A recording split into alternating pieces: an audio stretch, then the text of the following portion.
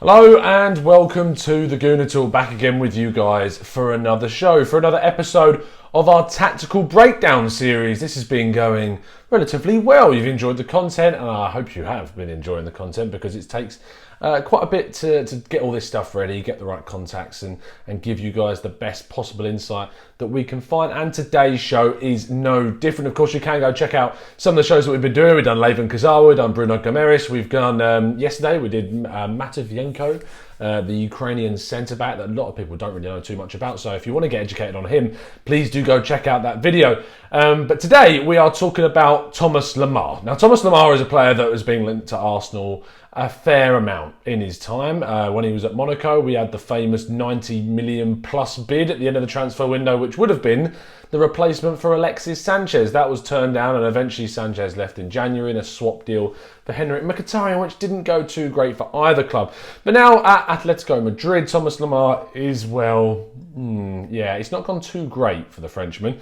But is that down to him, or is that down to Simeone? Well, we're going to get some insight from a top journalist. But before we do, please make sure you subscribe to the channel if you're new around here. Like the video if you're enjoying it, and turn notifications on. And if you want to get access to exclusive content and your own badges and icons and emojis for live chat shows, then make sure you click that join button in the description. Only works for Android and for desktop. Those that are on iOS will have to jump onto their desktops and their laptops to access it. But become a member and help support the channel. So let's dive straight into things and talk to one man who knows a hell of a lot about La Liga football, and that is Mr. John Driscoll, who runs the LaLigaWeekly podcast, Sky Sports commentator and the like. So please do go check out all of him and his stuff on Twitter. I'll leave the links for all of that in the description. Please do go do that. So let me pass over to John, and he'll give you the breakdown about Thomas Lemar.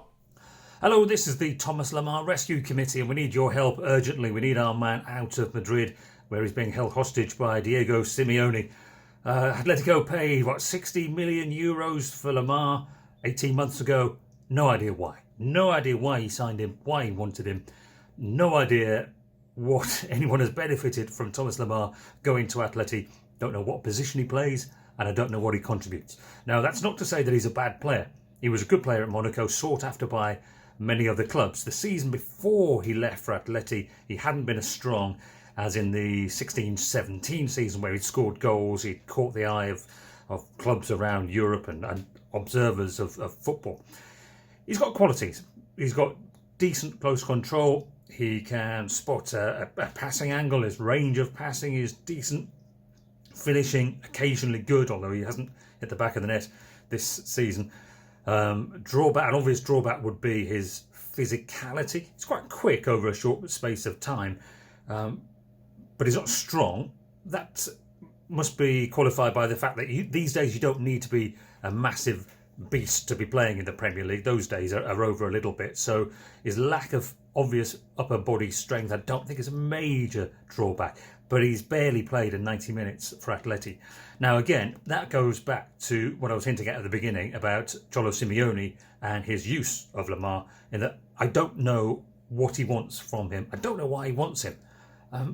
They don't play with wide players. You occasionally might see Lemar in a wide position, but he mainly plays with his midfielders narrow, so he doesn't score goals, doesn't really get in the box. They don't get many players into the box. It is something of a mystery with Atleti. I think what's always happened with Simeone, he likes 9-10 players on the pitch to be keeping it tight, essentially, and then a tiny little bit of leash allowed to one or two players who he hopes then do something special. Diego Simeone was his perfect player because he battered the opposition around when he was fit, and he also scored goals. Along the way, there was a Brazilian called Diego who did that job very well. He had Arda Turan who did the job pretty well. They were hard-working players who occasionally came up with something that would win a game for Atleti. So I guess that's the plan. That's why he wanted Lemar. That's why he signed João Felix. But it's looking like a similar thing is happening to João Felix, who they paid over 100 million euros for, as happened to Lemar. And they signed this hugely talented player and waste him. So if I was Arsenal, I would be looking to get the price down. The question you would always have to ask of Arsenal signing a player like Lemar is, do you need another one? Arsenal have players who are talented but a little bit flimsy, a little bit lightweight. How much are you prepared to pay for another one like that. There you go. I like that. Thomas Lemar Rescue Committee. I think that actually does go to show a little bit about Thomas Lemar and the situation that he's in, that actually he's quite a good player, but he's just not in the right situation for a player of his talents. Now, that is not the thing that you purely click on this video for, because we also here love to give you the statistics. Now, usually what we've done so far is I've effectively given the statistics of the current season of the player and let you basically break them down as you wish. But this time, seeing as it's Thomas Lemar, I thought what it'd be interesting to do is do a comparison of his stats in La Liga this season compared to his final season with Monaco, just for that year, and to have a quick look at what is going on. So first of all, let's have a look at the heat map. You can see the heat map on your screen now. I mean, the first thing you notice is a hell of a lot more intensity on the 2017-18 side of things, and that's not a surprise if I'm really being honest. He played a lot more minutes in that season, did a lot more during that season. He's mainly been a bit of a sub-man for Atletico this year, so it's unsurprising that the heat map is not as intense, shall we say, for the 1920 season. But what you do tell from both is that he is left-sided. Now, the player that's been playing there most of the season, under Arteta anyway, has been Aubameyang, and then more recently Martinelli. So would you really replace Martinelli right now with Thomas Lemar, or would you push Martinelli onto the other side, taking Pepe's place? It gives you a bit of a conundrum, in fairness, and what to do, but definitely let me know in the description box below what you would do if we were to bring Thomas Lemar in. Where would you put him in our side?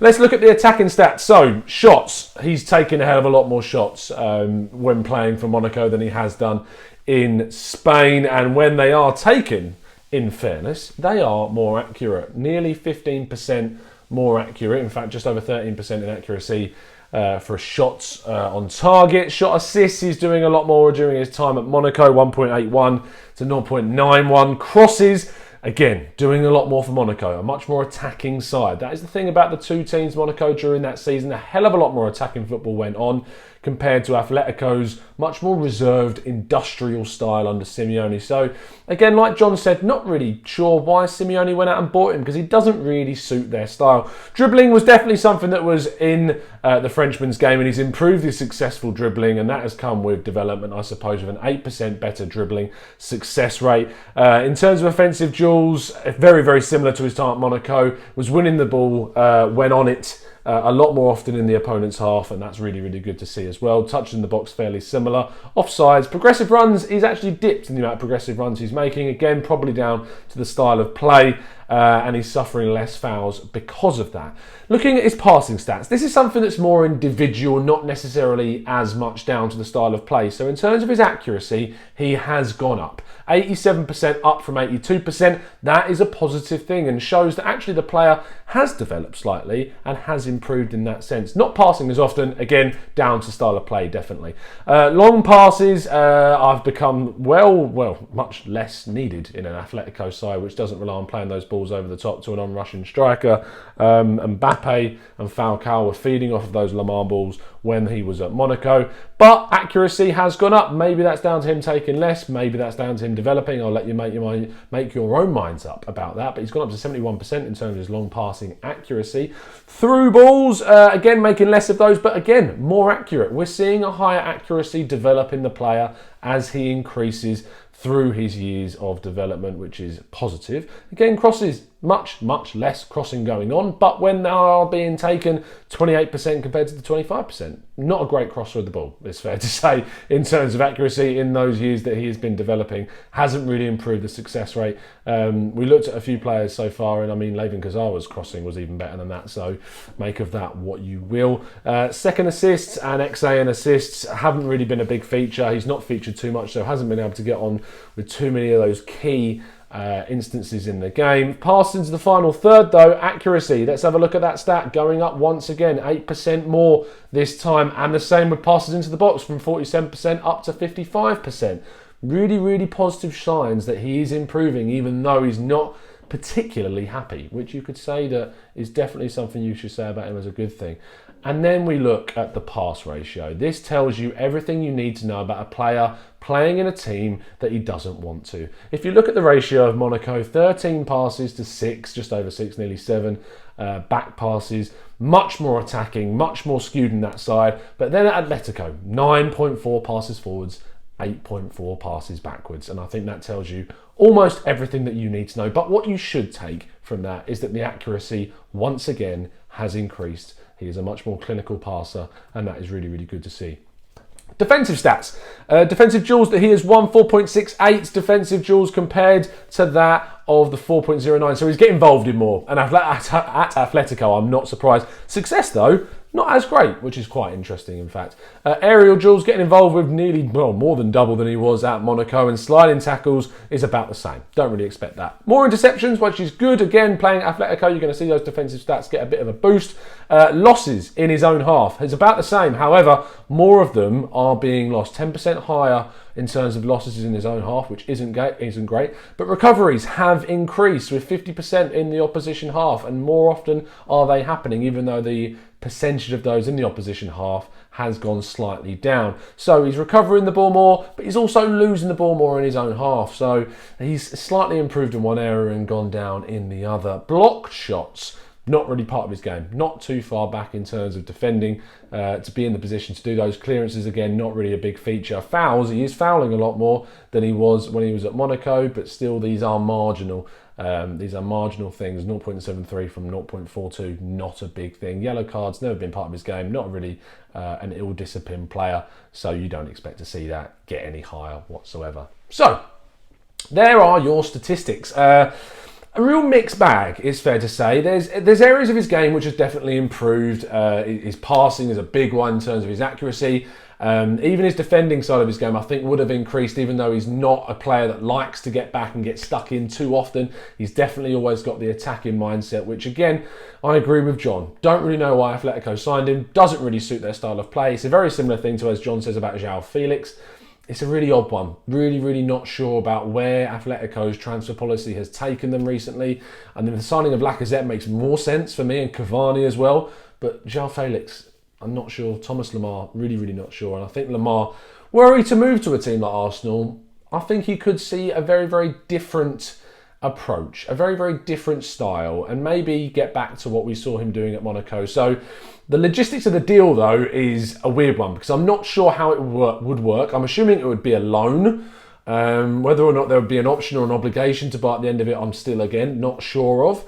But if we can get this guy in, and it's not going to cost us a lot of money to do that, if we do, I mean, we want to get the price down. He wants to leave. Atletico don't really need him, so that is in our favour.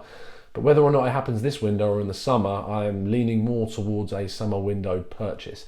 That's my thoughts. Please let me know in the comment section below what you think about a move for Thomas Lemar. Is that really the position that we should be prioritising? I don't think it is. I think this guy in Ukraine for Shakhtar Donetsk, Matvienko, is someone that I'm really, really intrigued about us making a signature for. So thank you ever so much for tuning in. As I said before, if you're enjoying the series, please subscribe, please like to the channel as well if you're enjoying them, and turn those notifications on so you can join in with some of our live shows. Our next Raw reaction show straight after the game will be after the Bournemouth FA Cup game, so tune in for that, and possibly a podcast over the weekend. But it's tricky because it's a Monday game. It's a Monday game. But we could get on and chat about Chelsea, because that's always fun when we've done one over there. I say done one. We got a point, but it was a hell of a point, so who cares? Become a member if you want to get involved with more content and get access to exclusive content and stand out in the crowd of the comments as well with your own badges. But other than that, that's pretty much it from me. Hope you've had a great day. I hope you enjoy the rest of your week. We will see you again very, very soon if there's more transfer news to break to you. But other than that, we'll see you very soon. And as always, up the after.